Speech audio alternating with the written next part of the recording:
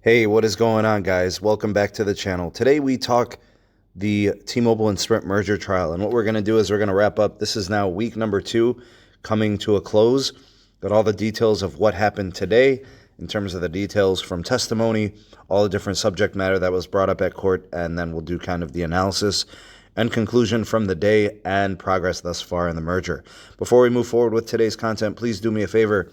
Hit that like button if you appreciate getting all the updates on the T-Mobile and Sprint merger trial. And also, maybe if you're new and you haven't done so already, hit that subscribe button and the bell notification icon so you never miss an upload from the SMT. And then also in the description box, we got all the different links for all the different channel connections. We've got the podcast, we've got the Twitter handle, we've got the different communities, the Discord server, as well as the Patreon page. Check those things out maybe at the end of the video. All right, so the U.S.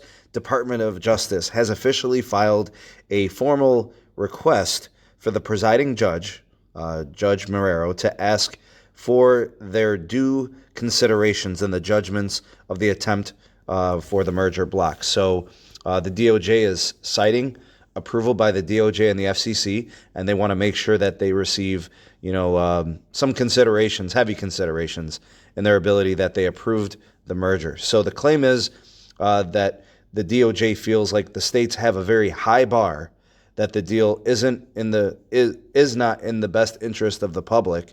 Them trying to say that it wouldn't be helping the public. So they feel they have a lot of work to do to show that. They have also said that the litigating states must prove that their remedy is in the public interest, and the state's lack of a nationwide interest seems to be prevalent.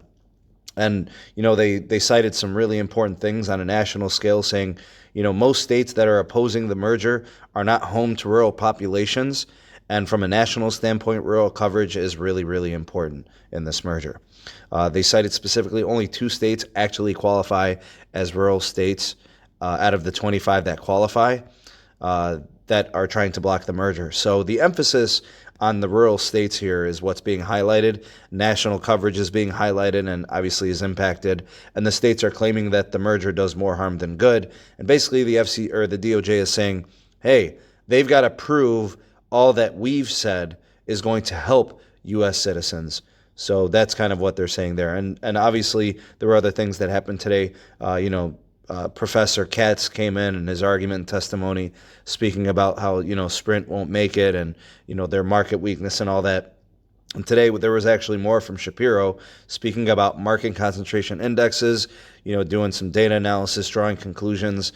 He's concerned about this cartel-like situations that could be happening with the merger. He talked about them, companies coordinating pricing, pulling punches on one another, and other interesting industry things that could potentially happen. Like he was citing different industry, like the fuel industry, and contracts with fuel and stuff like that. It was interesting to hear that testimony. Although I don't agree with it because obviously these are all very different countries. Why would they pull punches? They want to take customers from each other. So.